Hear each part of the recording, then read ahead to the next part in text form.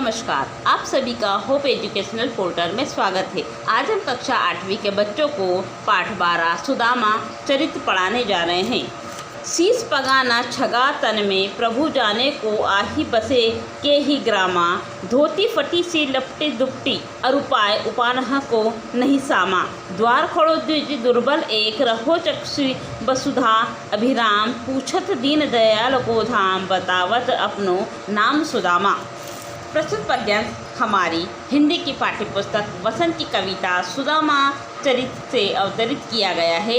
इसके कवि नरोत्तम दास जी हैं। इसमें उस समय का वर्णन किया गया है जब सुदामा अपनी पत्नी के कहने पर श्री कृष्ण के पास जाते हैं तो उनकी दीन दशा देखकर द्वारपाल उन्हें अंदर जाने से रोकते हैं। व्याख्या: जब सुदामा अपनी आर्थिक परेशानियों से तंग आकर पत्नी के कहने पर श्री कृष्ण से मिलने द्वारका जाते हैं तो श्री कृष्ण का द्वारपाल उन्हें देखकर अचंभित हो जाता है और कृष्ण जी से जाकर कहता है कि हे प्रभु, द्वार पर एक निर्बल ब्राह्मण आया है।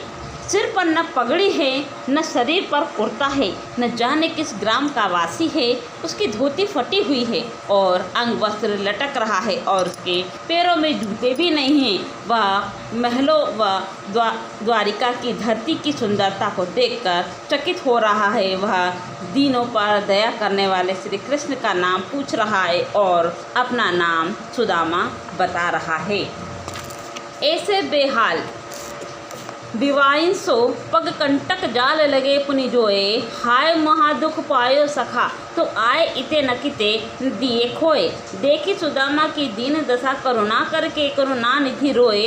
पानी परात को हाथ छुए नहीं, नैनन के जल सो पग धोए। व्याख्या: इस कविता में जब कृष्ण ने सुदामा की दीनहीन दशा को देखा तो वे विहाल हो उठे और कहने लगे। व्याख्या: कृष्ण ने जब सुदामा को देखा तब वह विहल हो उठे और क्योंकि उनकी एड़ियाँ इतनी फटी हुई थी अर्थात पैदल चलकर बुरे हाल हो रहे थे, पैरों में कांटे चुभे हुए थे, वे उन्हें बार बार देखते। कृष्ण कहते कि हे सखा, तुमने बहुत दुख पाए हैं, इतने दिन क्यों व्यर्थ किए, पहले मेरे पास क्यों नहीं आए। अपने प्रिय मित्र सुदामा की दीन अवस्था को देखकर सब पर करुणा करने वाले श्री कृष्ण स्वयं रोने लगे। सुदामा के पांव धोने हेतु परात में लाया हुआ जल उन्होंने छुआ तक नहीं और अपने अरसुओं से सुदामा के पांव धो डाले।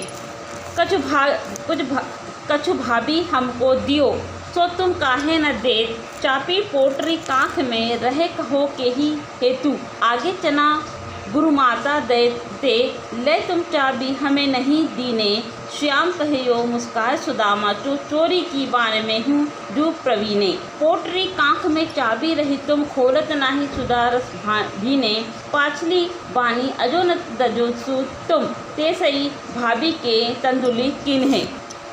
प्रसंग: नरोत्तम दास जी द्वारा रचित सुदामा चरितमानस के इस पद्यांश में यह दर्शाया गया है कि जब सुदामा श्री कृष्ण के पास पहुंचते हैं, उनके राजनीतिक ठाट को देखकर अपनी पत्नी द्वारा भेंट स्वरूप दी गई चावलों की पोटली को देने में संकोच करने लगे, लेकिन श्री कृष्ण ने उन्हें बचपन के चनों की चोरी की घटना याद करवाकर चावलों की पोटली उनसे ले लेते हैं। व्याख्या: श्री कृष्ण ने देखा कि सुदामा जी ने एक पोटली को बार बार अपने बगल में छुपा रहे हैं तो कृष्ण जी ने उनसे पूछ लिया कि भाभी ने मेरे लिए जो उपहार भेजा है वह मुझे तुम क्यों नहीं दे रहे हो।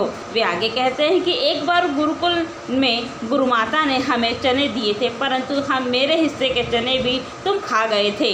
कृष्ण ने हंसकर सुदामा से कहा कि तुम चोरी करने में तो कुशल हो, अरे अपनी बगल में जो पोटली तुम छुपा रहे हो लाओ, इसे मुझे दे दो। फिर इन चावलों की प्रशंसा करते हुए कहते हैं कि ये तो अमृत रस परिपूर्ण है, पिछली बार की तरह अब भी तुम मुझे यह भाभी की भेंट देना नहीं चाहते थे, जबकि वास्तविकता यह है कि सुदामा श्री कृष्ण की राजसी ठाट के कारण साधारण चावल उन्हें भेंट नहीं करना चाहते थे। उन्हें यह भेंट तुच्छ से लग रहे थे, परंतु श्री कृष्ण जी ने उन्हें हट करके उनसे खाने के लिए यह छीन लिए। वह पुलकिन वह उठी मलिन, वह आदर की बात, वह पठवनी गोर पाल की, कछु न जानी पात। कहाँ भयो जो अब भयो हरि जो राम समाज, हो आवत नाही हुतो वाही पठ्यो ठेली, घर घर ओढ़त फिरे तनक दीही के काज। अब कहियो सुझाए समुझाए के बनुदन घरो सकेली। प्रथम पदार्थ हमारी पाठ्यपुस्तक हिंदी वसंत से सुदामा चरित से अवतरित है। इसके कवि नरोत्तम दास जी जो हैं, इसमें उन्होंने सुदामा की खींच को दर्शाया है। बेचारा अब बहुत ही उम्मीद के साथ अपनी पत्नी के कहने पर श्री कृष्ण के पास सहायता हेतु आए, लेकिन कृष्ण ने तो उसे खाली हाथ लौटा दिया। व्याख्या कविवतन नरोत्तम दास जी कहते हैं कि श्री कृष्ण का अपने मित्र सुदामा से स्वयं उठकर मिलना, आदर सहित अपने पास रखना व प्रेम पूर्वक उन्हें उनके गांव भेजना जैसा कृष्ण की लीलाओं का वर्णन नहीं किया जा सकता। लेकिन सुदामा जब अपने घर जाते हैं तो रास्ते भर में मनी मनी विचार करते हुए समाज के राजा बन गए तो क्या हुआ, मैं नहीं आया होता तो ठीक है, क्योंकि मुझे तो उन्होंने खाली हाथ लौटा दिया। फिर वे सोचते हैं कि श्री कृष्ण बचपन में तो थोड़े से दही के लिए घर घर चोरी करते थे, अब विपुल धन के स्वामी होने पर मुझे समझा रहे हैं कि ये किसी को कुछ दे नहीं सकते। वे सोई राज समाज बने, गजबाजी घने मन प्रसंग छायो, केंधो पर्यो कहूँ मारग धूली की, फेरी के में अब द्वार आयो। भोन बिलो किबे को मन लोचत, अब सोचत ही सब गांव मझायो, पूजत पाड़े फिर सब सो पर, झोपड़ी की कहूँ खोज न पायो।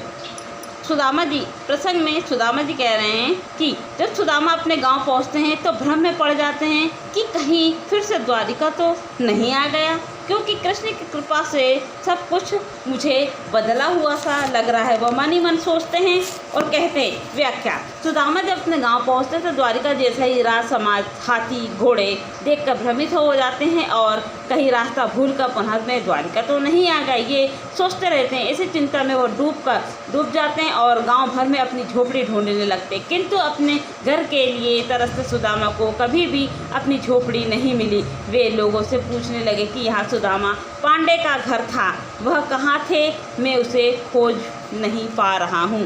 के वह टूटी छानी हती, कह कंचन के अब धाम सुहावत, के पग में पनहीन हती, कहले गजराहुचू ठाड़े महावत। भूमि कठोर पे रात कटे कहम कोमल, सेज पे नींद न आवत, के जुर्तु नहीं कोजो सवा, प्रभु के प्रताप ते डाक न भावत।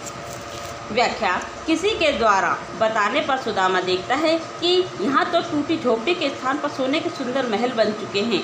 जहाँ पहले गांव के जूते नहीं होते थे, वह अब सवारी के लिए हाथी लेकर महावत खड़े हैं। जब पहले कठोर धरती पर रात कटती थी, परंतु अब रेशमी सेज बिछी है। जहाँ पहले पेट भरने हेतु मोटा अनाज तक उपलब्ध नहीं था, वह अब श्री कृष्ण की कृपा से अंगूर आदि फल भी मन को नहीं भाते। इस प्रकार सुदामा जी कृष्ण से जाने में आपसों को वैभव उपहार में दिया, लेकिन अपने मुख से न कहकर मित्रता की लाज रख ली।